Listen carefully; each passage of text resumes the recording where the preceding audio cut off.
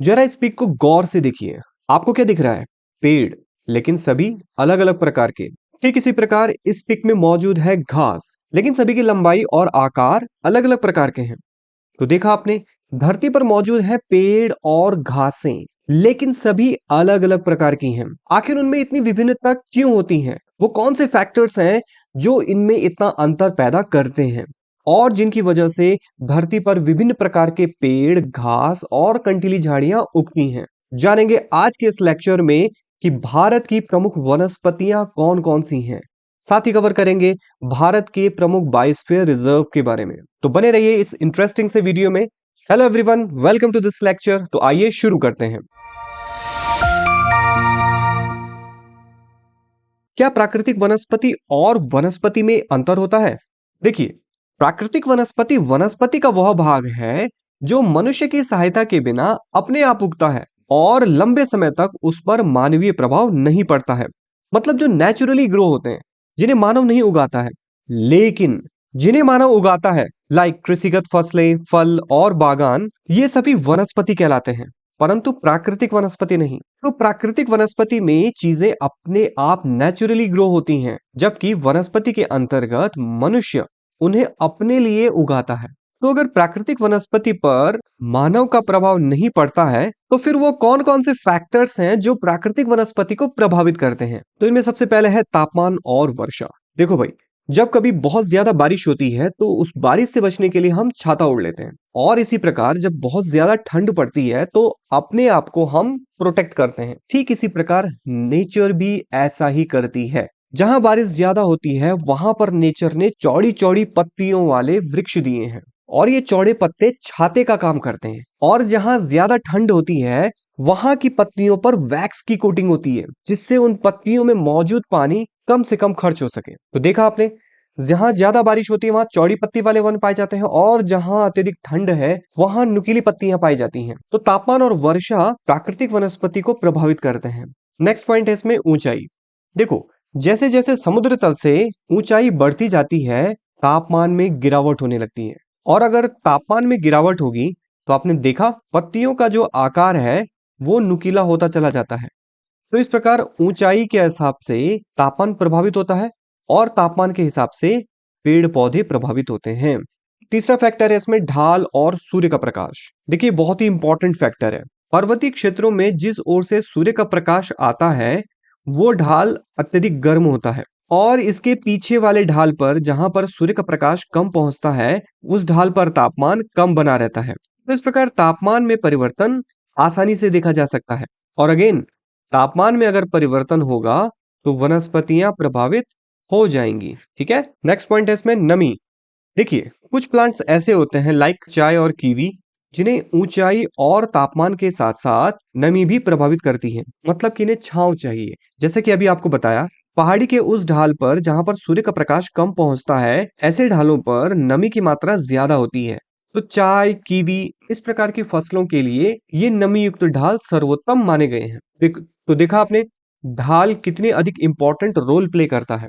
Next point है इसमें मिट्टी। तो देखो, भारत में अलग अलग प्रकार की मिट्टियां पाई जाती हैं, और मिट्टियां क्या होती है? बेसिकली मिट्टियां चट्टानों का असंगठित पदार्थ होती है, मतलब उनके चूरे बूरे होती है। और चट्टानें तीन प्रकार की होती हैं। तो जैसे चट्टान होगी वैसे ही मिट्टी में उस चट्टान के खनिज पदार्थ मौजूद होंगे, वैसे ही नमी धारण की उस मिट्टी की क्षमता होगी, और उस मिट्टी में पोषक तत्व भी उसी प्रकार के होंगे जिस प्रकार की वो चट्टान मौजूद होगी। तो मिट्टी भी प्राकृतिक वनस्पति को प्रभावित करती है। तो इस प्रकार प्राकृतिक वनस्पति को ये प्राकृतिक तत्व प्रभावित करते हैं, और इसी की विभिन्नताओं के कारण भारत में अलग अलग प्रकार की प्राकृतिक वनस्पतियां पाई जाती हैं। आइए एक एक करके जानते हैं। सबसे पहला इसमें उष्ण कटिबंधीय सदाबहार वन। देखिए, इन वनों को सदाबहार वन कहते हैं क्योंकि ये साल भर हरे भरे रहते हैं। आप देख सकते हैं इस पिक में, ये वन साल भर हरे भरे रहते हैं, सूखते नहीं है। इन वनों को वर्षा वन भी कहते हैं क्योंकि इन वनों में बहुत अत्यधिक बारिश होती है, और जैसे कि अभी बताया था कि जहां बारिश ज्यादा होती है वहां पर चौड़ी पत्ती वाले वन पाए जाते हैं। ठीक है, जो बारिश के पानी से धरती को प्रोटेक्ट करते हैं। इन वनों का जो कैनोपी कवर होता है वो बहुत ही सघन होता है। देखिए, कैनोपी कवर क्या होता है? पेड़ का जो सबसे ऊपर का जो सरफेस होता है, ठीक है, इसको कैनोपी कवर कहते हैं। और ये कैनोपी कवर बहुत ही डेंस हो जाता है। डेंस होगा तो क्या होगा? सूर्य का प्रकाश अंदर नहीं आ पाता है। तो जैसे ये पेड़ है, तो इस पेड़ का जो ये अपर पार्ट है इसको कैनोपी कवर कहते हैं। ठीक है, इन वनों में वृक्षों की एक लेयर पाई जाती है। ठीक है, 4 प्रकार की लेयर होती है। सबसे नीचे की जो लेयर होती है उसे फॉरेस्ट फ्लोर कहते हैं। ठीक है, औसत रूप से 5 मीटर तक की ऊंचाई वाले क्षेत्र फॉरेस्ट फ्लोर कहलाते हैं। ठीक है, इसमें जो है बड़ी बड़ी झाड़ियां होती हैं। ठीक है, काफी सघन बड़ी बड़ी ऊंची ऊंची झाड़ियां होती हैं। नेक्स्ट लेयर को कहते हैं अंडर स्टोरी लेयर, जो कि औसत रूप से 20 मीटर की ऊंचाई तक पाए जाते हैं। इसमें जो नए नए पेड़ उगते हैं, ठीक है, 20 मीटर तक की ऊंचाई की इस लेयर को अंडर स्टोरी लेयर कहते हैं। तीसरी लेयर कहलाती है कैनोपी कवर, कैनोपी लेयर। ठीक है, इसकी जो औसत ऊंचाई है वो लगभग 40 मीटर के आसपास है। जो सबसे मैक्सिमम जो कवरेज एरिया होता है वो कैनोपी कवर का होता है। तो इसका जो ये ऊपर का सरफेस है इसको कैनोपी कहते हैं। ठीक है, कैनोपी कवर। और इससे भी ऊंचे कुछ ऐसे वृक्ष पाए जाते हैं जिनकी लेयर को एमरजेंट लेयर कहा जाता है। ये लगभग 60 मीटर तक की ऊंचाई वाली लेयर होती है। तो उष्णकटिबंधीय सदाबहार वन का जो एक वर्टिकल डिस्ट्रीब्यूशन है पेड़ों का, उसमें ये 4 कैटेगरी पाई जाती हैं। ठीक है, तो ये कई बार एग्जाम्स में पूछी भी जा सकती हैं। ये देखिए, ये है कैनोपी कवर। ठीक है ना, ये पेड़ों की वो अपर सरफेस है जो छाते का काम करती है, और इसके कारण ये जंगल बहुत ही घनघोर अंधेरे युक्त होते हैं। ठीक है, इसके कारण सूर्य का प्रकाश अंदर नहीं आ पाता है, काफी छन छन कर अंदर आता है, जिसके कारण ये जंगल काफी घनघोर अंधकार युक्त होते हैं। आप देख सकते हैं कितना घनघोर अंधेरा है। तो ये वन बहुत ही सघन होते हैं। इन वनों में बायोडायवर्सिटी काफी अधिक रिच पाई जाती है। जैव विविधता में धनी, जाहिर सी बात है यहाँ बारिश ज्यादा होती है, तो बारिश की अधिकता के कारण इन क्षेत्रों में जैव विविधता काफी अधिक होती है। भारत में इस प्रकार के वन पश्चिमी घाट के पश्चिमी ढाल में पाए जाते हैं। ये पश्चिमी घाट की पहाड़ियां हैं, तो इस पश्चिमी घाट के पश्चिम की ओर उष्णकटिबंधीय सदाबहार वन पाए जाते हैं। इसके साथ ही जो ये लक्षद्वीप समूह है वहां पर सदाबहार वन पाए जाते हैं। अंडमान निकोबार द्वीप समूह में इस प्रकार के वन पाए जाते हैं। ये असम का ऊपरी इलाका है, यहाँ पर इस प्रकार के वन पाए जाते हैं। और तमिलनाडु के पूर्वी हिस्सों में भी इस प्रकार के वन पाए जाते हैं। इन वनों के जो मुख्य वृक्ष हैं उसमें है आबनूस, महोगनी, रोजवुड, रबड़, सिनकोना, इस प्रकार की वनस्पतियां। तो ये था उष्णकटिबंधीय सदाबहार वन। नेक्स्ट है इसमें उष्णकटिबंधीय पर्णपाती वन। देखिए, इन वनों को मानसूनी वन भी कहते हैं। और जैसे कि पिछली वीडियो में हमने जाना कि मानसून किसे कहते हैं, जिसमें हवाओं का क्रम ऋतु के अनुसार बदल जाता है, सीजन के अनुसार चेंज हो जाता है, तो इन पवनों को मानसूनी पवने कहते हैं। तो इस मानसूनी वर्षा के कारण जो वन विकसित होते हैं उन्हें मानसूनी वन कहते हैं। ठीक है, इन वनों को पतझड़ वन भी कहते हैं, क्योंकि ये पत्तियां साल भर में अपनी पत्तियां गिरा देते हैं। कुछ वृक्ष पूरी तरीके से अपनी पत्तियां गिरा देते हैं, जैसे पीपल हो गया, अखरोट, इस प्रकार के पेड़ कंप्लीटली अपनी पत्तियों को गिरा देते हैं। जबकि बांज, चीड़, ये कुछ ऐसे वृक्ष हैं जो धीरे धीरे करके अपनी पत्तियों को गिराते हैं। ठीक है, तो पत्तियों को गिराने की वजह से इन वनों को पतझड़ वन भी कहते हैं। ये वन भारत के सबसे बड़े भूभाग में पाए जाते हैं। भारत के पूर्वी भाग पर हैं। हिमालय के गिरिपाद, मतलब जो भाबर तराई का इलाका है, वहां पर इस प्रकार के वन है। झारखंड हो गया, पश्चिमी उड़ीसा हो गया, छत्तीसगढ़ का इलाका हो गया, ये मध्य प्रदेश का इलाका हो गया। और स्पेशल एक चीज है, पश्चिमी घाट के पूर्वी ढालों पर पतझड़ वन पाए जाते हैं। एक चीज यहाँ पर ध्यान देने योग्य बात है, ये पश्चिमी घाट के पश्चिमी ढालों पर पाए जाते हैं सदाबहार वन, एवरग्रीन फॉरेस्ट। ठीक है, और इस पश्चिमी घाट के पूर्वी ढालों पर पाए जाते हैं डेसिडियस फॉरेस्ट, यानी कि पतझड़ वन। ठीक है, ये काफी अधिक इंपॉर्टेंट है, जो ध्यान रखने वाली बात है। इन वनों में प्रमुख रूप से जो वनस्पतियां हैं उसमें होती है साल, सागौन, आम, नीम, बांस, शीशम, चंदन, कुसुम, अर्जुन और शहतूत। ठीक है, तो ये था उष्णकटिबंधीय पर्णपाती वन, जो कि भारत में सबसे बड़े भूभाग पे पाए जाते हैं। नेक्स्ट है इसमें कंटीले वन तथा झाड़ियां। जिन क्षेत्रों में वर्षा 70 सेंटीमीटर से कम होती है वहां पर इस प्रकार के कंटीले वन पाए जाते हैं।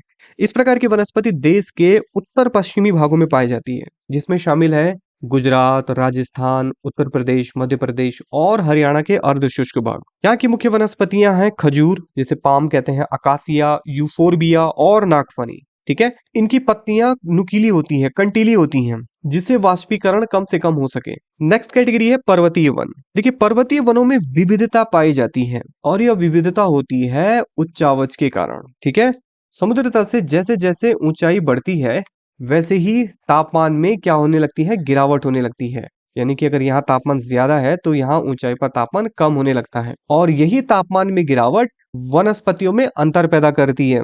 इसमें 1000 से 2000 मीटर की ऊंचाई वाले क्षेत्रों में आर्द्र शीतोष्ण कटिबंधीय वन पाए जाते हैं, जिसमें चौड़ी पत्ती के ओक और चेस्टनट जैसे वृक्षों की प्रधानता होती है।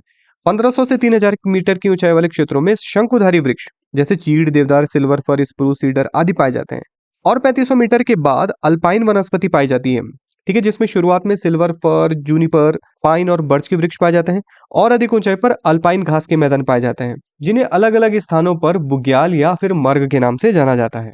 बुग्याल कहते हैं उत्तराखंड में और मर्ग कहते हैं जम्मू कश्मीर में। नेक्स्ट वनस्पति है मैंग्रोव वन। देखिए, इस प्रकार के वन महासागरीय तटवर्ती क्षेत्रों में पाए जाते हैं, ठीक है, जहां ज्वार भाटा आते रहते हैं। इन क्षेत्रों में मैंग्रोव प्रकार की वनस्पति पाई जाती है। इन मैंग्रोव पौधों की जड़ें समुद्र के खारे पानी में डूबी रहती हैं। इस प्रकार इन पौधों की जड़ें महासागरीय लहरों के अपरदन से तट की रक्षा करती हैं। भारत में गंगा, ब्रह्मपुत्र, महानदी, गोदावरी, कृष्णा और कावेरी नदियों के डेल्टाई भागों में इस प्रकार की वनस्पतियां मिलती हैं। गंगा ब्रह्मपुत्र डेल्टा में सुंदरी वृक्षों की प्रधानता है, जिस कारण गंगा ब्रह्मपुत्र के डेल्टा को सुंदरवन का डेल्टा भी कहते हैं। तो ये थे भारत में पाए जाने वाले प्रमुख वनस्पतियां, प्रमुख वन। अब बात करते हैं भारत में वन्य प्राणियों के बारे में। देखिए, भारत में जीवों की इतनी प्रजातियां पाई जाती हैं कि लगभग हर स्टेट का अपना एक राज्य पक्षी और राज्य पशु निर्धारित है। हर एक स्टेट का, आप इसे स्क्रीनशॉट ले सकते हैं। हर राज्य का अपना राज्य पक्षी और राज्य पशु है। और राज्य पक्षी और राज्य पशु को बनाने का उद्देश्य यही है कि हम इन जीवों का संरक्षण कर सकें, क्योंकि ये प्रजातियां आज विलुप्ति की कगार पर हैं या संकट में हैं। तो इस प्रकार भारत में जैव विविधता बहुत ही प्रचुर मात्रा में पाई जाती है। भारत में जीवों की 9000 प्रजातियां पाई जाती हैं, पक्षियों की 2000 प्रजातियां, मछलियों की 2546 प्रजातियां, उभयचर जीवों की 1700 प्रजातियां और सरीसृपों की 280 प्रजातियां पाई जाती हैं। इसमें से भी भारत में कुछ ऐसे विशेष जीव हैं जो केवल भारत में पाए जाते हैं, जैसे शेर है। एशियाई शेर केवल गुजरात के गिर के जंगलों में पाया जाता है, ठीक है, पूरी दुनिया भर में। बाघ के अंतर्गत रॉयल बंगाल टाइगर, जो गंगा ब्रह्मपुत्र का डेल्टा है, सुंदरवन का डेल्टा, वहां पर पाया जाता है। एक सींग वाला गैंडा भारत के असम के काजीरंगा नेशनल पार्क में पाए जाते हैं, ठीक है। ऊंट जो है भारत में कच्छ के रण और थार के मरुस्थल में पाए जाते हैं।